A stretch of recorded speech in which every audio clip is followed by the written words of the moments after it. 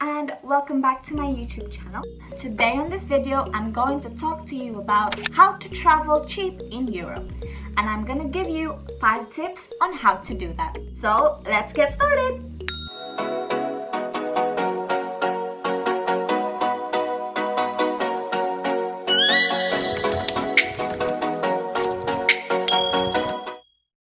Tip number 1.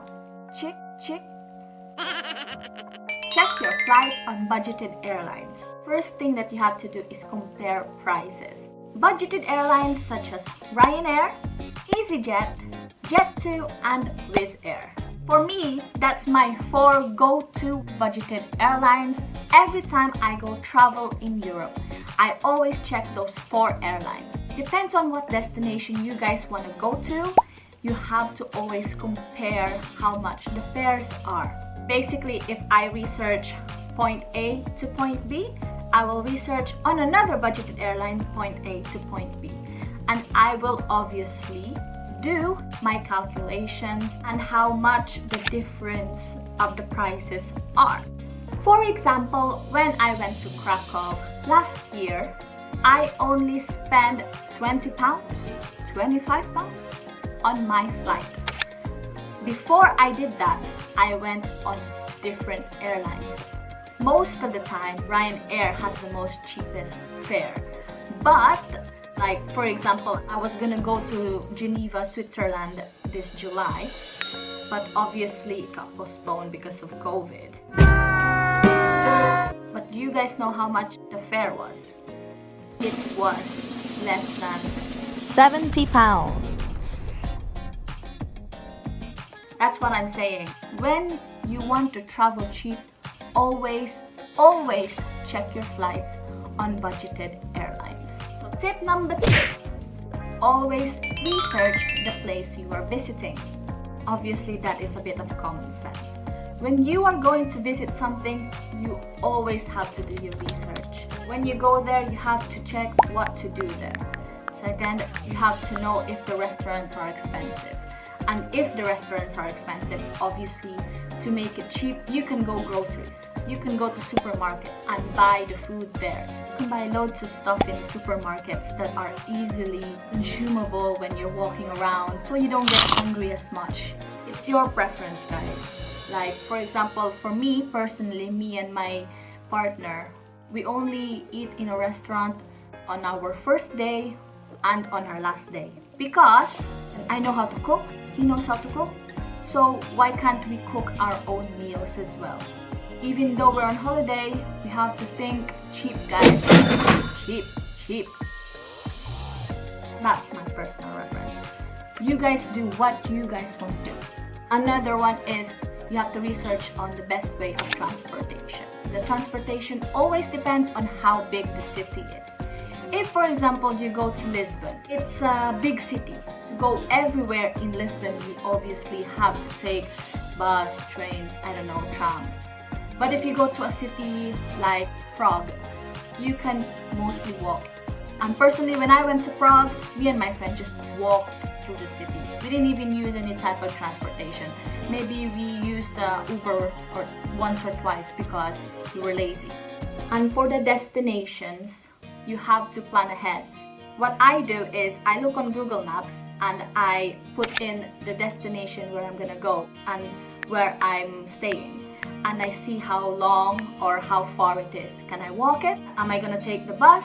Am I gonna take an Uber? So that I can think ahead of how much I would estimatedly spend in that early stage. If you guys don't wanna walk, it's up to you guys. This is just me trying to give you an advice on how to save money while you're on holiday. The third tip, check your accommodations on Airbnb or hostels. For me personally, I always go for Airbnb because it's very trustworthy and it's cheap and it's comfortable. I'll give you guys an example. When me and my partner went to Morocco last December, that was my first time booking an Airbnb. I know it's not in Europe, but what I'm saying is, imagine we spent there 1 week on that Airbnb and we only spent £100 and that's for 1 week. We had everything. We had the kitchen, we had the washing machine, we had 2 bedrooms, so we had even an extra bedroom. We had a living room. We had a complete set. I knew it was a holiday, but at the same time, it felt like home. For me, it's safe because the Airbnb is worldwide, so it's a very known site, and I always check the reviews anyway before I pick the Airbnb, because you know, like if you pick an Airbnb that has bad reviews, then you get what you pay for, right? If, for example, you're a solo traveler, I can't do solo traveling because I get scared and I get lost so easily. Where are we? So yeah, I always have to go with someone. That's why I always go for Airbnb. But if it was just me solo traveling, I would always go for hostels. Obviously, if you don't mind sharing with other people, then go for it. You will save money.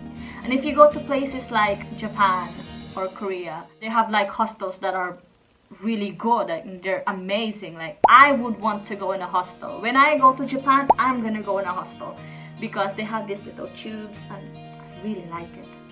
Tip number 4, search activities in advance. For example, if you're gonna go to a museum or an art gallery or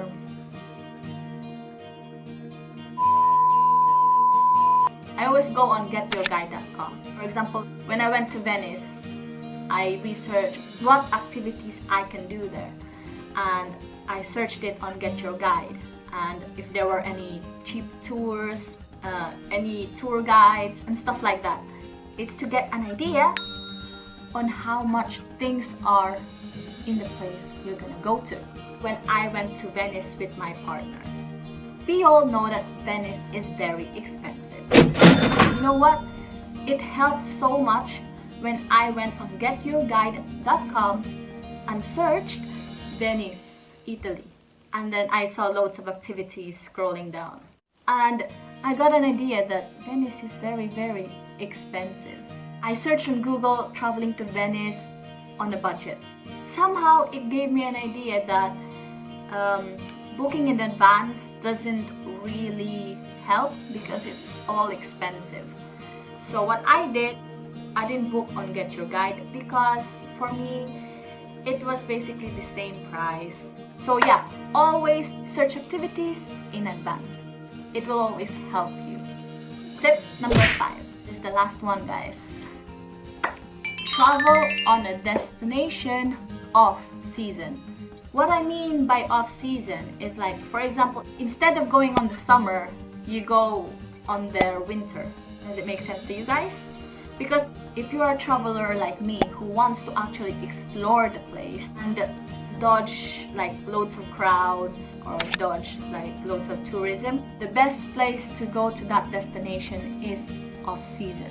Like, for example, if you go to Tenerife, instead of going in the summer where there will be loads and loads of tourists, you can go in the fall, in the autumn season, or in the winter where it's still hot, but you're still gonna be able to enjoy the beach.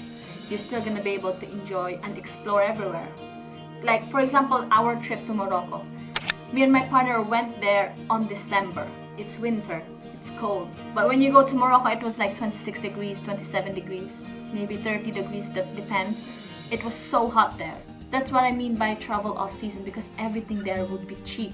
Because there's less travelers, there's less tourism. So if you go there off season, you're gonna save money. I'm telling you, you will save money because that's what I did. So anyway, guys, thank you guys for watching. I hope you guys liked this video, and if you did, please don't forget to hit like and subscribe and hit that notification bell. If you've got any questions or any videos that you guys want to know, just don't hesitate to comment down below as well. Anyways, see you guys on my next video.